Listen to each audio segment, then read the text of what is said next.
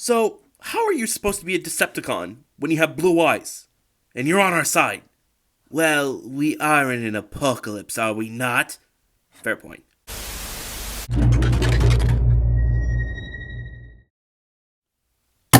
What's going on, everybody? Republic Cinema here, and in this video, we're going to be taking a look at the Transformers Reactivate Deluxe Class Bumblebee and Voyager Class Starscream 2-pack. Now, I believe these Reactivate figures are supposed to get Studio Series reissues, starting with Bumblebee, but for me personally, I ended up getting the 2-packs. It's been a while since I did the review for the other 2-pack, and now it's time to do the review for this one. Also, in case you're wondering, at the time of this recording, there is no Reactivate. But a few months ago, there were leaked images of old gameplay. I guess we'll have to find out more about that video game next year. But for now, we're just going to take a look at these figures. But before we take a look at the figures, let's take a quick look at the packaging. So starting off, you get this nice artwork of Bumblebee and Starscream. You also get that big Transformers Reactivate logo on the bottom, which was previously labeled as Transformers Rise, but of course rebranded for Transformers Reactivate. Speaking of Transformers Reactivate, you get another Transformers Reactivate logo on the top. And on the bottom is all boring. On one side is more of Bumblebee, and on the other side is more of Starscream. And then you turn to the back and you get a little more info on what you get inside the packaging, as well as what appears to be in-game footage pictures. Yeah, those accessories look different, and Bumblebee does not look like that in figure form. But anyways, that's pretty much all I had to say for the packaging. Now moving on to the figures. So starting off with Bumblebee, the painting and sculpting is... well, the painting is fine, it's just the sculpting seems a bit off. I believe Bumblebee is supposed to be a little more skinnier than he is wide, because the toy over here shows more width than skinniness. But hey, the head sculpt looks nice, and the kibble management is, well, whilst the kibble is obviously visible, which I'm pretty sure it's not supposed to be visible, the kibble stays in nice and securely, it doesn't snap off abruptly, and the quality on this figure is not too tight, not too loose, except for maybe the door wings, but maybe it's better that the door wings are a little tighter than the other joints, because you don't want the wings flapping around like crazy. For accessories, he comes with identical dual-wielded pistols, which simply go on his hands, and he does look pretty cool with his pistols, although it would have been cool if he came with that rifle, as seen in the pictures. And for weapon storage, they simply go on the back of his arms, which is a pretty good way of concealing your weapon. I hope that's something you can do in the game. Also, if you want, you could have the dual-wielded pistols on his shoulders, in which all they do is point downwards. If you're careful, you can move them up like this without untabbing them from the slot, and there you go. And yeah, that's all he comes with for accessories. No blaster rifle, no stinger cannon, just those pistols. Let's move on to articulation, starting off ball joint at the head, which allows the head to look up and down and rotate 360. The wings can flap from side to side, full rotation at the arm. Shoulder pad moves out, which allows for a bend at the shoulder. This hinge joint right here allows for an extended bend at the shoulder. Bend at the elbow, elbow swivel, no wrist swivel, no waist swivel, legs can spread, leg can move forward, can move backwards, thigh swivel, bend at the knee. Since the foot is on a ball joint, it could allow for various different movements, such as an up and a down, side to side, and a swivel. With the articulation out of the way, we can move on to size comparison. Starting off with the Gamer Edition War for Cybertron Bumblebee, Cliff Jumper, Sideswipe, Optimus Prime, and then for some Reactivate figures, here he is next to Optimus Prime, Soundwave, and then for some more Gamer Edition Decepticons from War for Cybertron, here he is next to Barricade, Decepticon Steve, Starscream, Megatron, to throw him along with some other Bumblebees that I own. Here he is next to the Studio Series 49 Bumblebee, Studio Series 25 TLK Bumblebee, Studio Series 25 Bumblebee, which is a repaint of the Studio Series 18 Bumblebee, which will be getting a remold next year. Maybe there's hope for this figure right here. Studio Series Rise of the Beasts Bumblebee. And lastly, here he is next to the mainline Rise of the Beasts Bumblebee. But one more thing, here he is next to the other TF Reactivate figures. And I suppose it's time we move on to transformation, which is pretty frustrating. But first thing you're going to want to do is make sure the dual-wielded pistols are stored in the back of his hands, as that's going to be important later on. Move this whole arm down, rotate the lower part of the arm, and then move it all the way up. Just make sure that that's right there. And then close the shoulder piece. Same thing for the other side. Lastly, you're going to want to push this down, move this panel out, and then move this whole section out, close that in, move this front piece down, and then split open this whole part right here until you're left with some spaghetti. This part I wasn't a fan of at all, but what you're going to want to do is push this down first thing. And as you're moving this whole assembly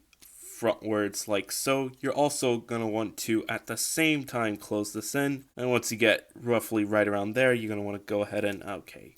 There's a problem over here where this thing does not like to tab it onto the tab, so as you can see, there's already a bit of struggle going on during the transformation. I mean, it's not my fault the slots suck, but as I was saying, once you get over there, just make sure you push this, not that, push this whole thing down, close that in, grab the legs, and shift this whole piece inwards. You may also push this out just like so, and then we work on the legs. Open this whole piece out. Rotate the wheel, rotate the foot, push the foot inwards, close this in for now, fold in this entire leg section and make sure that this tab pegs it onto that slot. Same thing for the other side. After that, you're just going to want to close this whole arm section inwards like so, close in the door wing, and as you move this down to make sure that this part tabs over right there. At the same time, you also want to make sure that that tab on the side of the arm goes in like so. Once you've managed to fold in the other side, the last thing you're going to want to do is close this in. And here we have TF Reactivate Bumblebee in his car mode, in which I gotta say is a pretty interesting car mode. It looks armored, kind of like his off-road counterpart from Rise of the Beasts. So far, the painting and sculpting looks pretty good. Dare I say the painting and sculpting on the alt mode is better than the painting and sculpting on the robot mode. If you look at the back of the car, you'll notice these thrusters right here, or whatever you call those. And of course some robot mode kibble, although it does look useful as a logical and tactical standpoint.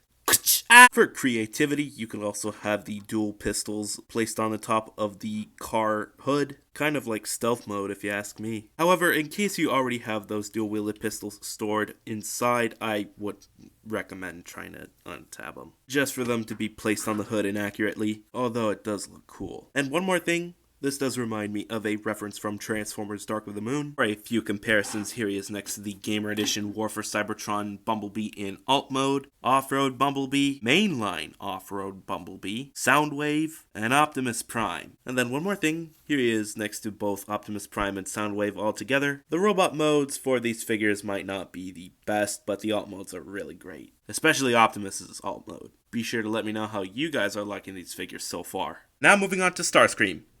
So to start off, painting and sculpting is pretty good. Of course, this is a different version of Starscream, even though it retains the G1 aesthetic. But so far, I'm liking the sculpting. Now, would I say the painting is accurate to that picture in the box? Probably not, as this whole entire shoulder and upper chest section was painted in red, whereas over here, there's a little bit of black. Same thing with the wing. And speaking of the wings, I kind of like how there's more than one pair of wings. Now, the quality on this figure is not too tight, not too loose. No, seriously, just like Bumblebee, this guy's quality is alright. Or at least for my copy. Although I gotta say, sometimes the whole weight of the toy weighs down the feet. Other than that, I have no issues with this figure. Also, apparently you're supposed to have these opened out. I usually keep them closed in because it's kind of hard to leave them out. But overall, quality and kibble management is solid. Now moving on to accessories, starting with his... Are these still considered null rays? But anyways, they go on the sides of his arms, and he's kind of dual-wielded like Bumblebee now. And for weapon storage, the null rays go on the back of the wings. And if you come back to Bumblebee's dual pistols, you could fit them just fine onto Starscream's hands. However, there are some figures where these pistols will not fit in their hands,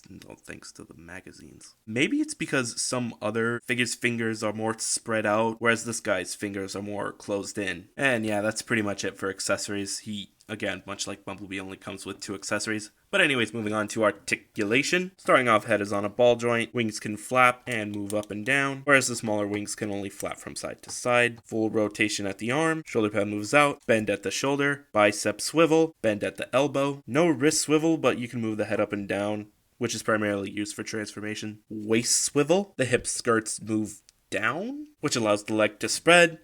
Leg can move forward, can also move backwards. Thigh swivel, bend at the knee. This heel panel moves out. And lastly, the foot can move up and down and tilt from side to side. And yeah, that's pretty much it for articulation. Now moving on to size comparison. Starting off with his packmate Bumblebee, Soundwave, Optimus Prime, War for Cybertron Starscream, Megatron, Barricade, Steve or Bob or whatever. Moving on to some Bumblebee movie seekers. Here he is next to the Bumblebee movie Starscream, Thrust, Thundercracker, the most recent edition Skywarp, almost forgot this guy, Blitzwing, hope he gets a Cybertronian version. To throw in some Bayverse figures, here he is next to Thundercracker, the KSI Boss, 2007 Starscream, Hieroglyphic Starscream, and lastly, here he is next to the Coronation Starscream. And one more thing, here he is alongside the other TF Reactivate figures, and so far, this is all we got. Although, if I remember correctly, earlier this year there was supposed to be a Studio Series Reactivate Lifeline, or it was labeled Rise rather than Reactivate. But anyways, that listing got cancelled. More like delayed. Usually when they delay a toy, 2 years later it comes back. One primary example of this would be Hatchet. But anyways, out of all 4 of the Reactivate figures we have so far, which one's your favorite? Be sure to let me know in the comments down below. And now it's time we move on to transformation, which is not as bad as Bumblebee's, I suppose. To start off, fold in the hands and then move this backwards. Same thing for the other side. You might want to push these in as well. I suppose we should work on the legs first. So starting off, what you will do is push this down, fold in the heel, and in case you do have this piece outwards, you could push that back in, untab this whole assembly, move this all the way out, and then fold in the foot. Same thing for the other leg. After that, you want to go ahead and untab this whole piece right here, rotate the head, push it all the way down, close this in, close that in, push that in, and then reveal the nose. And then we work on the wings over here. First off, you might want to straighten everything out. And this part, I don't like, but I'll try to show it. You're going to want to unfold this whole thing right here, move this out, leave it like there, and then straighten this piece right here. Push this red section down, and then rotate this until it is right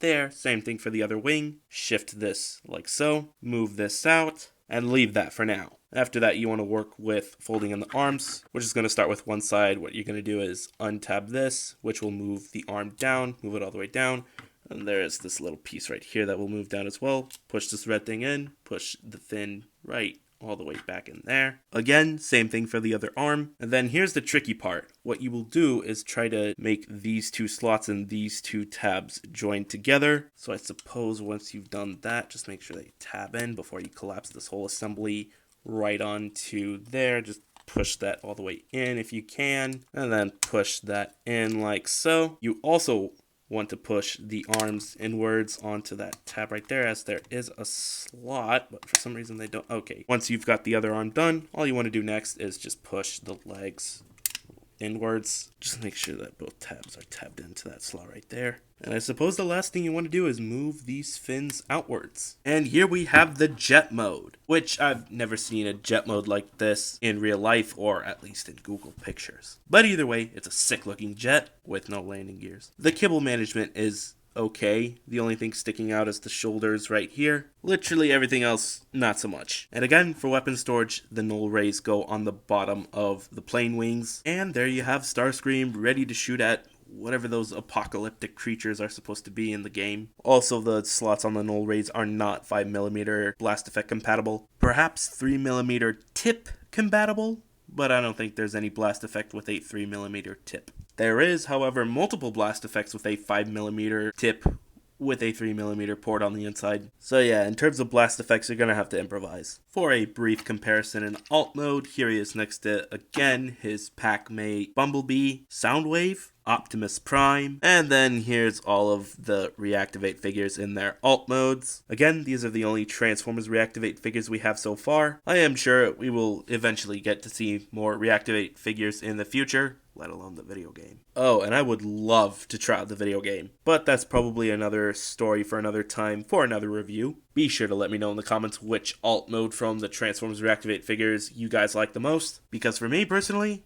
I can't really decide. They all look really great. Now for the robot modes, well, let's just say some of them need some redos in the future. And with that being said, I think that's pretty much all I had to say for this multi-pack. Overall, I think it's pretty great, and for 50 to 60 bucks, it's not so bad of a deal. You get a $25 deluxe with pretty good articulation, a bit of a frustrating transformation, and some pretty good accessories, along with a $35 Voyager class with a not so frustrating transformation, and again, pretty good accessories, which in total combines to $60. So I definitely recommend you pick this multi-pack up. Same thing for the other multi-pack as well. That's if you want to complete the whole collection. However, if you just want to get these figures individually, then I suggest you wait until these figures get their individual releases onto the Studio Series, as they have just started that with Bumblebee right here. If you're looking to pick this multi-pack up, it's available over on Amazon, and sometimes they discount it for like $52 rather than $60. Hopefully the Black Friday deals don't fail on us next month, as these multi-packs would serve as pretty great candidates for a Black Friday deal. Since they're also known as gift sets, they would be pretty great for Christmas gifts too.